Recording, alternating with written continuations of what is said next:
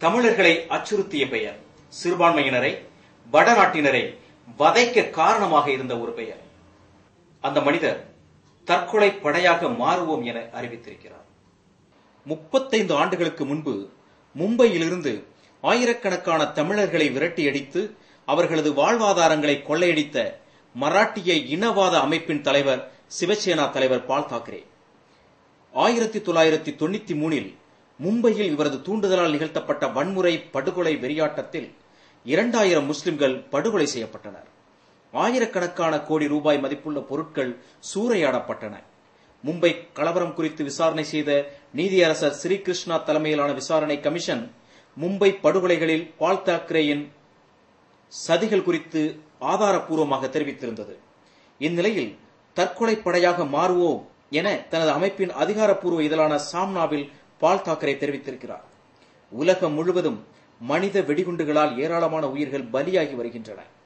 பயங்கரவாதம் தலைவிரித்தாடும் சூழலில் பயங்கரவாதத்திற்கு பால் வார்க்கும் விதமாக பால் தாக்கரே தெரிவித்திருக்கும் கருத்துக்கள் நாடெங்கும் பெரும் ஆக்ரோஷத்தை எழுப்பியுள்ளது.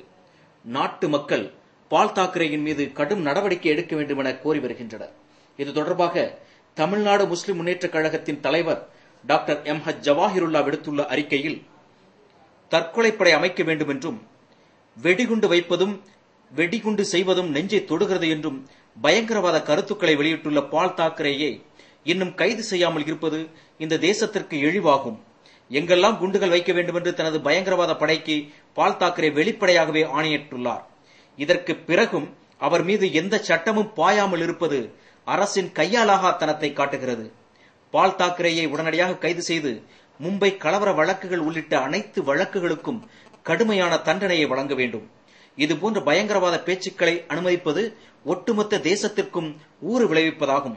மகாராஷ்டிரா மாநிலம் நாசிக் மாவட்டத்தில் சிவசேனாவினர் வெடிகுண்டுகள் தயாரித்த போது அவை வெடித்து சிலர் இறந்தனர், சிலர் படுகாயமடைந்தனர்.